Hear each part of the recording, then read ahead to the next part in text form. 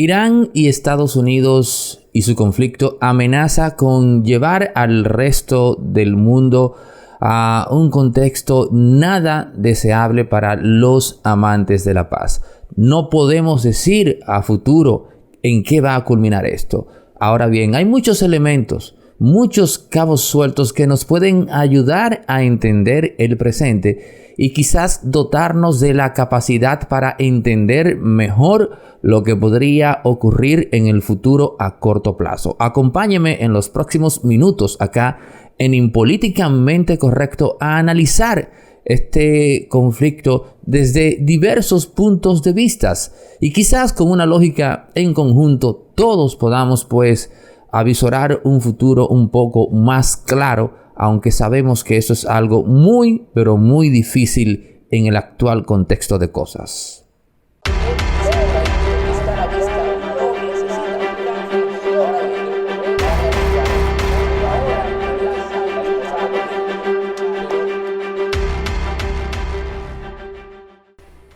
Para entender cómo se mueven los hilos de las dinámicas que dan al traste con este tipo de situaciones, tenemos que asimilar una cosa que es muy pero muy importante y es desterrar el mito de la élite.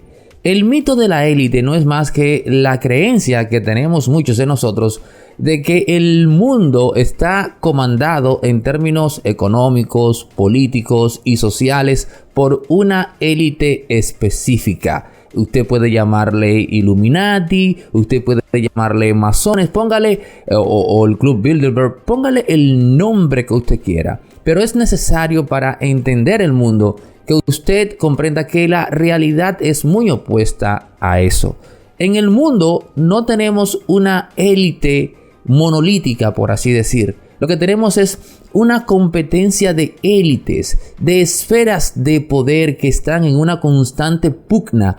Y las fricciones que genera esa pugna es lo que usted siente a nivel económico y político en todo el globo terráqueo. Una de esas élites, por ejemplo, es la Hermandad Musulmana, que tiene gran poder e influencia en el mundo occidental y la cual le trazaba estrategias en términos geopolíticos al mismísimo Barack Obama. Ese escenario cambia con la llegada de Donald Trump al poder porque el magnate, hoy presidente, obedece a otras élites, no se lleva, no tiene empatía con la hermandad musulmana y así sucesivamente. Y lo que está ocurriendo actualmente obedece precisamente a esa fricción de élites. Algunas de esas élites nosotros tenemos conocimiento de ellas, otras no. Ahora bien, yo quiero irme un poco al pasado reciente porque se ha hablado de una tercera guerra mundial. Y lo primero que nosotros como seres humanos simples, cotidianos, que estamos ajenos al poder, tenemos que comprender es que la lógica de nosotros como ciudadanos es muy distinta a la lógica que opera en los seres humanos que están enquistados en las esferas de poder. Mientras nosotros vemos la guerra como algo atroz, vemos la guerra desde el punto de vista del impacto humano que esto tiene en las familias, en los niños, mujeres, ancianos y todo eso. Esas personas que están en esas esferas de poder, estoy hablando de individuos al nivel de Henry Kissinger, por ejemplo, ven la guerra como números, cifras, oscilaciones, alteración de la materia, y esto último es muy importante porque a través del input que da la guerra se propicia una aceleración, por así decir, en lo que podemos llamar la maquinaria de producción de bienes y servicios que actúa en todo el mundo. Para que usted tenga una idea de lo que estoy hablando, fruto de culminar la Segunda Guerra Mundial en el año 1945 y la necesidad del hombre o de la cultura occidental de encontrar qué hacer con todos los adelantos tecnológicos que produjo la guerra. ¿Qué ocurrió después de eso, Nelly Santos? O inmediatamente después. que el ser humano vivió la época de apogeo económico más floreciente en la historia de la humanidad. Los historiadores, los economistas dicen que el ciclo que va desde el año 1949, 1950 al año 1963, esa fue la época en términos económicos más próspera de toda la historia de la humanidad. Pero esa prosperidad está directamente enlazada con la manera en que nosotros encontramos cómo incorporar todos los adelantos de la guerra al servicio entonces de la economía de masas a través del consumo. No en vano ese discurso de Winston Churchill que equiparaba el acto de consumir con una libertad individual inalienable propia de la libertad. Eso no era casual, señores. Eso tenía que ver directamente con eso. Las guerras, y así las ven ellos, no nosotros, aunque eso no le quita la razón, en dado caso, como quiera, las guerras propician cambios que pueden ser positivos o negativos, pero en términos económicos, las lecturas que se le dan a esos cambios es enteramente más positiva. Mientras nosotros vemos el drama, vemos la sangre, vemos los cadáveres, ellos ven números positivos, números negativos. Ellos ven cambios y evoluciones. No sabemos, y esto es lo que no podemos determinar, qué es lo que está operando mentalmente en las cabezas de las personas que están, por así decir, manipulando los hilos de este conflicto.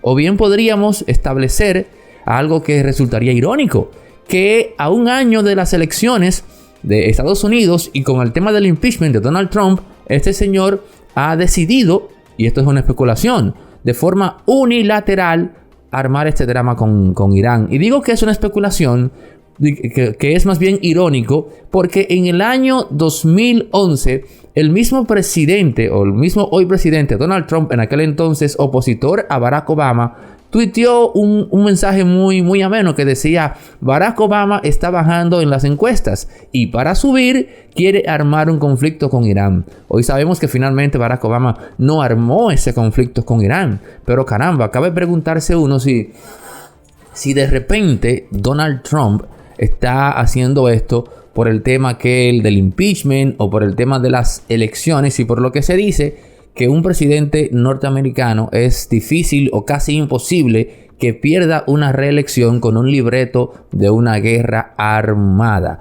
Pero también hay que irnos, señores, a otro punto muy lamentable y que estamos dejando de lado, y es el papel de Irak en todo esto. Porque Irak es socio de Estados Unidos, pero es también aliado de Irán en el tema de la guerra contra el ISIS.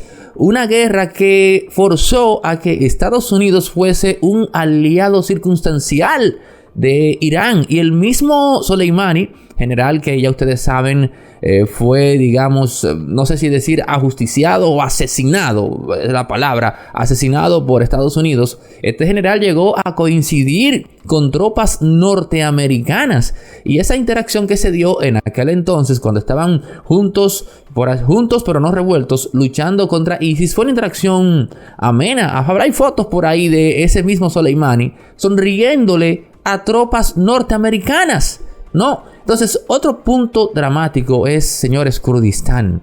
Porque Irán por un lado, Irak por el otro, pero Kurdistán en el medio. Y ya las autoridades de Kurdistán han llamado al tema de la diplomacia, etcétera, pero también han exteriorizado algo muy lógico. Óigame, no quisiéramos nosotros vernos en medio de todo esto y pagar las consecuencias de un conflicto en el cual no tenemos ni voz, ni voto, ni la más mínima responsabilidad. El Kurdistán está condenado geográficamente a pagar las consecuencias de lo que ocurra entre Estados Unidos, Irak e Irán. Y eso es, señores, muy lamentable. Imagínese usted que esté en medio de un conflicto entre dos vecinos. Uno con, qué sé yo, una metralleta, el otro con 2 o 3 45 y se están disparando. Y esas balas están, mire, así, pasándole a usted por las narices con el temor y la posibilidad de que en cualquier momento 2 o 3 de esas balas se le peguen a usted. Así está Kurdistán hoy en día, señores. Y eso es humanamente lacerante. Otro aspecto que tenemos que no podemos dejar de lado es el papel que juega el estrecho de Hormuz en todo esto. Es decir, usted sabe que por ahí pasa del 35 al 40% del petróleo que mueve el mundo. ¿Y a quién pertenece el estrecho de Hormuz, Anaudi Santos? Nada más y nada menos que a Irán.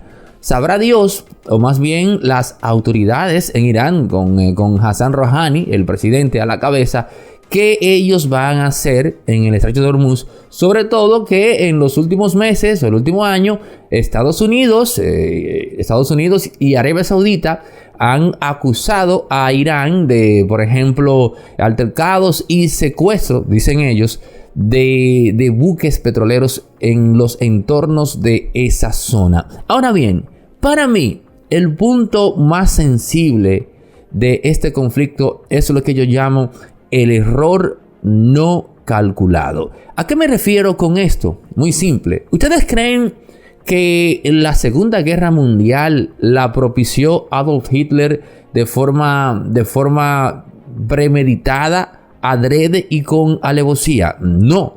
Hay documentos históricos que registran en declaraciones del mismo Führer que él no tenía la intención de ir a una Segunda Guerra Mundial y que todo lo que él hizo, por ejemplo, lo que pasó en Checoslovaquia y lo que pasó en Alsacia y Lorena primero, Checoslovaquia fue después, y finalmente Polonia, él actuó siempre pensando que Inglaterra no se iba a atrever a entrar en una guerra ni por Alsacia y Lorena, ni por Checoslovaquia y finalmente por Polonia, la cual invadió el 1 de septiembre del año 1939. 2 días después, Inglaterra declararía la guerra. Entonces, Hitler invadió todos esos terrenos porque en su lógica geopolítica él decía, no, esto me conviene a mí, pero no es verdad que Inglaterra se va a arriesgar a entrar en una guerra por defender estos paisitos. Entonces, esa lógica de él, hasta cierto punto valedera, no incluía el error no calculado, que tenía que ver con la forma en la que Inglaterra veía eso en términos 360. Es decir, bueno, pero Polonia, pero ¿y qué está después de Polonia? Entonces, tenemos que entrar ahora porque no podemos permitir que este individuo termine conquistando todos los países de Europa del Este. Y otras cosas que hay por ahí que entrar en ellas ahora extendería esto quizás innecesariamente. Entonces, el error no calculado de Hitler fue lo que llevó a Alemania a una segunda, y al resto del mundo, a una segunda gran guerra. Entonces, ¿por qué digo esto? Porque aparentemente esta decisión fue unilateral de Donald Trump. Si así fuese, o incluso actuando él en conjunción con otros elementos que no conocemos, ellos hicieron sus cálculos.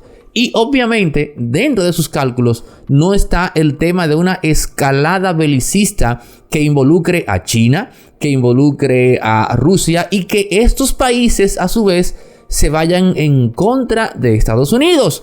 Porque ya el mismo Trump dijo, por ejemplo, que los bonos del tesoro que tiene en modalidad de deuda en su posesión el gobierno o China como tal, más bien, son una garantía, son un arma de Estados Unidos. Oigan esto, lo que nosotros podríamos ver como una desventaja de Estados Unidos hacia China, es decir, todo el dinero que le debe Estados Unidos a China, porque China se dedicó sistemáticamente a comprar bonos del tesoro norteamericano. Y dice, bueno, ellos se le deben a China, eso es una debilidad de Estados Unidos contra China. Pero Trump, por cierto, inteligentemente dice, no, eso no es una debilidad, nosotros le debemos a China y en teoría China necesita y quiere que nosotros sigamos pagándole esa deuda. Pero ¿qué pasa si aparece un genio en China que le dice a Xi Jinping, mire, presidente, ciertamente Estados Unidos nos debe mucho dinero y nuestra economía en términos macro se mantiene en gran parte con ese dinero que entra del pago de los intereses de esos bonos por parte de Estados Unidos. Visto así, Estados Unidos es nuestro socio, amén de que al mismo tiempo es el lugar del mundo en donde más se compran los productos que aquí se manufacturan. Pero mire, don Xi Jinping, yo le tengo algo. Si hacemos esto y esto, aunque perdamos a Estados Unidos como socio y aunque perdamos incluso el hecho de que nos sigan pagando esa deuda, lo que vamos a ganar quitando a Estados Unidos, obliterándolo del tablero mundial, será mucho más a mediano plazo. Esto es una especulación mía, pero traigo esta especulación para que usted entienda la doctrina del error no calculado. Cuando nosotros establecemos un plan y entendemos que hemos dominado todas las variables, entonces aplicamos ese plan sobre esa base, pero de repente ocurre algo totalmente inesperado y produce un drawback, eso es, señores, el error no calculado.